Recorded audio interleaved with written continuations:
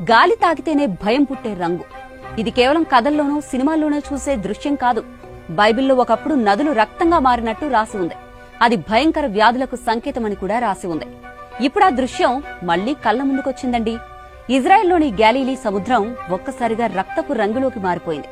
ఆ తీరానికి చేరిన వారు ఈ దృశ్యం చూసి స్తంభించిపోయారు. అలల లోపల ఎర్రటి కాంతి తలుకులు, నీటి మీద తేలుతున్న భయంకర వాతావరణం చూసిన వాళ్ల గుండెల్లో ఒకటే ప్రశ్న: ఇది సాధారణమా లేదా దేవుడు హెచ్చరికకు కనిపిస్తున్న సంకేతమా అని. మీరు నేనే దేవుణ్ణని తెలుసుకోవడానికి నేను ఈ నదిలోని నీటిని తాగుతాను, అది రక్తంలా మారుతుంది.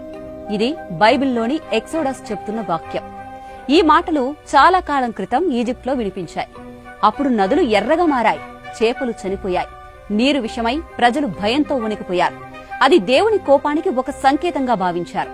ఆయన తీర్పు వచ్చినప్పుడు ప్రకృతి కూడా మారిపోతుందనే గుర్తుగా, ఓ చరిత్రగా క్రైస్తవులు